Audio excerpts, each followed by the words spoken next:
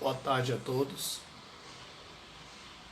Novamente aqui, uma rápida passagem para passar para a comunidade em geral noções de saúde e segurança do trabalho, que a gente chama carinhosamente de DSMS, né, que é o Diálogo Semanal de Segurança, Meio Ambiente, Saúde.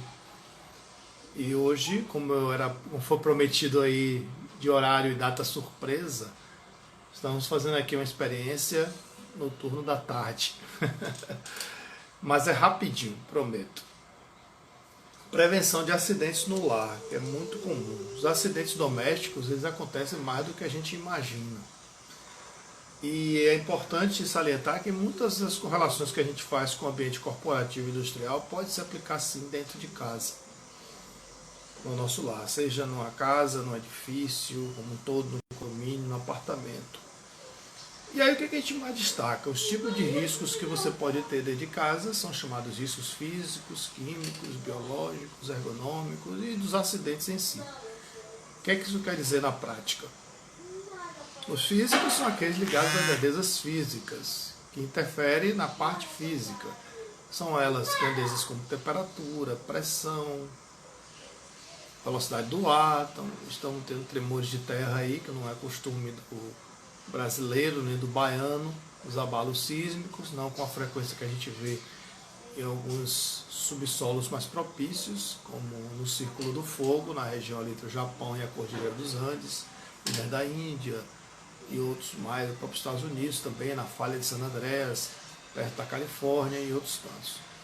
Químicos são aqueles ligados a vapores, gases, partículas, moléculas como um todo. Os biológicos, como estamos vivendo essa crise sanitária mundial, a pandemia do Covid, vírus, bactérias, parasitas e toda a ordem. Os ambientes mais propícios são os hospitais, clínicas, medicina veterinária, pet shop também, em uma menor escala, mas sim. Os riscos ergonômicos, que é de postura, de a falta de atenção, de concentração, ligados a estresse, as pressões psicológicas de várias ordens, não só a questão física de cadeira, mesa, como muita gente pensa. Só que os riscos eles não se manifestam sozinhos se não tiverem os agentes, ou seja, através do qual eles agem.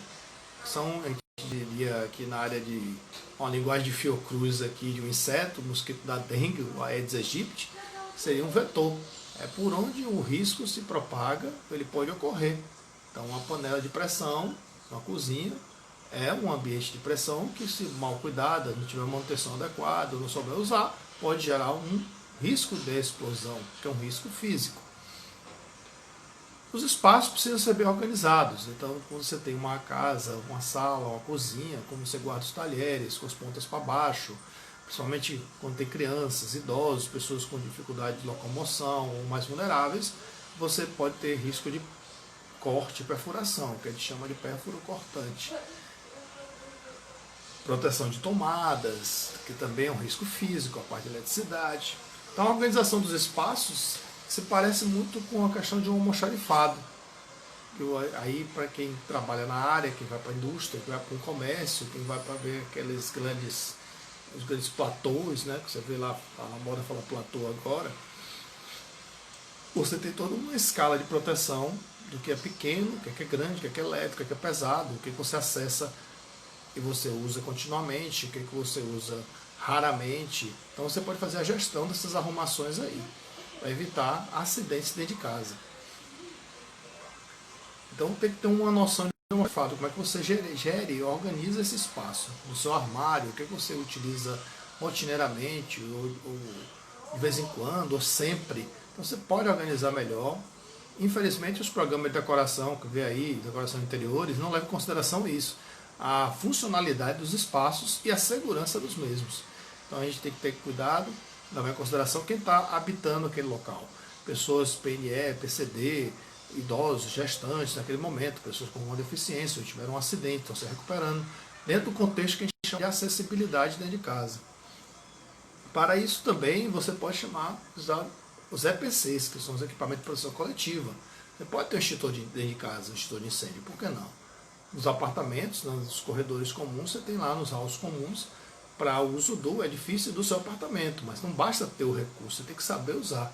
E dentro de casa você pode ter EPIs também, com botas adequadas, luvas apropriadas para determinado tipo de atividade. É só consultar um especialista na área de segurança, ou um técnico também pode ajudar, para saber qual o material. Vai pegar uma coisa quente no forno, um alimento quente, você não vai com a mão livre.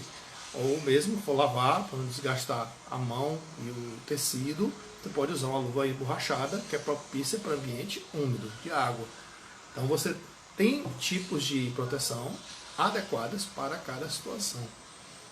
Os ambientes elétricos também são muito perigosos, a questão da eletricidade é um risco muito grande de casa, não importa se é 110, 220, o que mata muitas vezes, o que traz grandes danos de queimadura, ou até, como a gente diz, a pessoa grudada, que na verdade é uma contração muscular involuntária que deixa a pessoa presa, digamos assim, e só pode ser liberada geralmente com um isolante, com a aproximação de uma madeira, com uma terceira pessoa, nunca tocar na pessoa, mas o que mata mais é a amperagem, a corrente.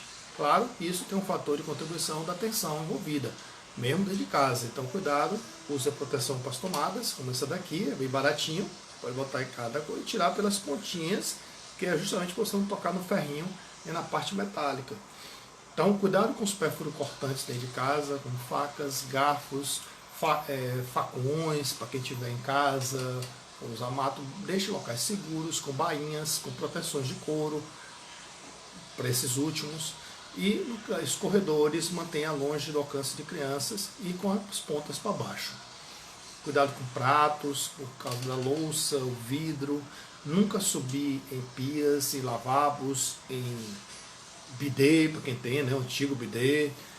Não se deve facilitar somente em ambiente escorregadio, como box, dentro de ambientes. Cuidado com crianças. Pessoas idosas requer atenção de usar barras de segurança que podem ser gravadas na parede. Enfim, tudo que for a favor da segurança nunca é demais. Você pode também aplicar dentro do seu ambiente conceitos, digamos assim, mais modernos de gestão de riscos associados à qualidade, como o próprio 5S, a utilização do conceito ambiental dos 5Rs, evitar os desperdícios, né, reutilizar o que for necessário até quando, dentro da vida útil da peça. O que foi descartado também, não com defeito, você pode doar o que não serve mais para você, para evitar a proliferação de bactérias, acúmulo de mofo. E para quem tem rinite, que é uma doença muito moderna, né, digamos assim, dos chamados edifícios doentes, que faltam manutenção coletiva e muitas vezes individual. Transtornos psicológicos como a síndrome do acumulador, né? Algumas pessoas são chamadas aí de rei dos cabos, né? Essa vale para mim. Muitas vezes acumula uma caixinha lá, coisa que não tem a mínima utilidade, mas sempre tem alguém precisando, passa adiante, doa, faz isso circular, deixa o ambiente mais leve. Entre os conceitos de Feng Shui também, que deixa o ambiente mais energeticamente mais balanceado. Cuidado com o uso de equipamentos elétricos, também eletrônicos, que podem trazer danos à sua saúde. Isso você também tem o que? Gerir dentro de sua casa, que a gente chama de gestão, gerir a manutenção preventiva, se antecipar os fatos. Ó, esse aqui está perto de desgastar, esse aqui está perto de trocar. Se antecipar. Se tiver 2, 3, 4 pessoas na casa, você pode delegar atividades, dividir tarefas, cada um na sua habilidade, na sua função, não precisa ser todo mundo ser engenheiro nem técnico. Basta ter uma noção de vida útil dos equipamentos, das peças. Não já está na hora de trocar aquilo ali não, já está na hora de substituir, chamar um profissional qualificado, que está raro hoje em dia, de fazer um pente fino. Isso aí não é gasto, gente, não é custo, é investimento. Você está investindo em manutenção preventiva. Agora, se não tiver jeito e der defeito, vem a chamada corretiva. E tem aquela chamada preditiva ainda, que é um fino mais detalhado daquela manutenção. É uma parte específica dentro daquele contexto. Se você quiser também, você pode fazer checklists. Você pode fazer lista de conferência, lista de verificação, também chamada de checklists. Você pode ter vários na internet aí, tem vários consultas que você pode fazer em relação a algum assunto, algum equipamento, alguma área. Fazer lembretes com post-it, com manutenção.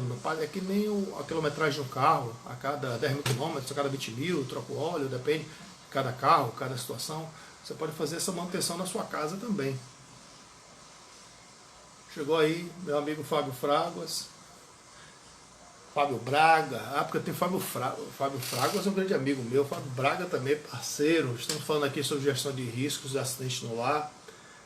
Cuidado com o automatismo, com a repetição, com a rotina.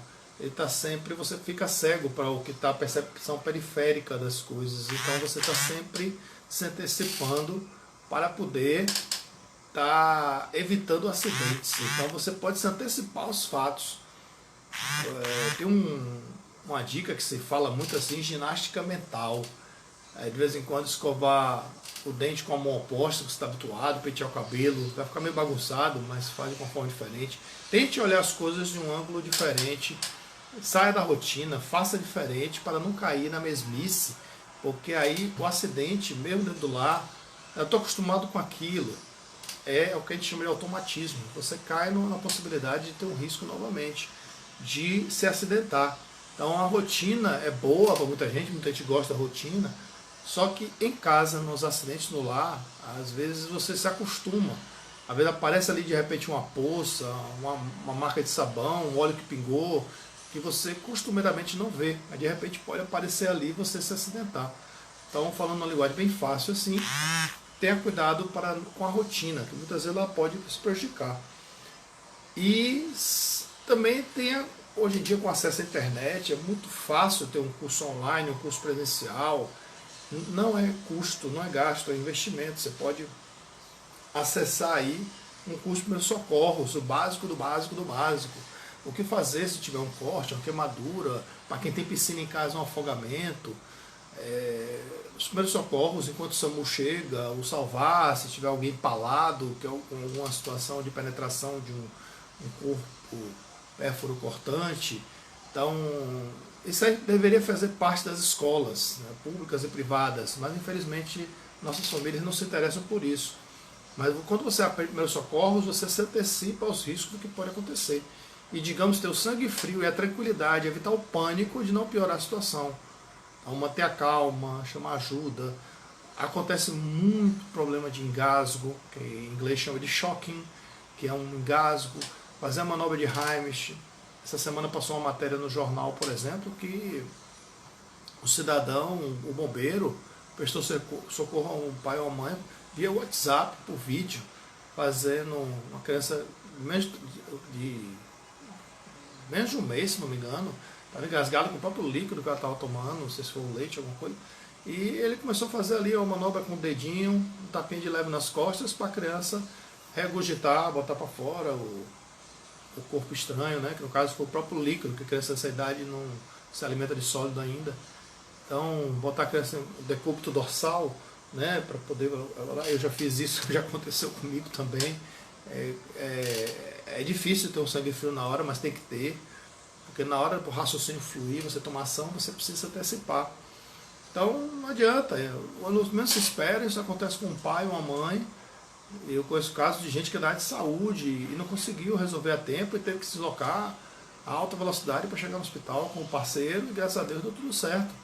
Mas a gente tem que ter essa educação, a gente tem que estar preparado para a morte, tem que estar preparado para os imprevistos, tem que estar preparado para acidentes com ou sem sangue, para se preparar, não digo se acostumar, mas estar preparado para ver uma cena forte, às vezes com uma fratura exposta, e manter a calma de não piorar. Ou seja, manter a calma de estar ali, chamar ajuda, os paramédicos e direcionar aí para a regulação. Então, gente, o papo de hoje era esse, é ter uma noção de gestão de riscos e claro que isso aí abre espaço para outra profundidade de cada tema desse que eu abordei aqui rapidamente, de prevenção no acidente no lar, e há profissionais competentes aí em várias áreas que possam estar contribuindo para fazer um serviço de prestação para você. Invista em segurança, invista em saúde preventiva, invista no treinamento, porque vale a pena. É um valor pouco investido por grande benefício que você vai ter na sua vida. Ok? Um abraço a todos.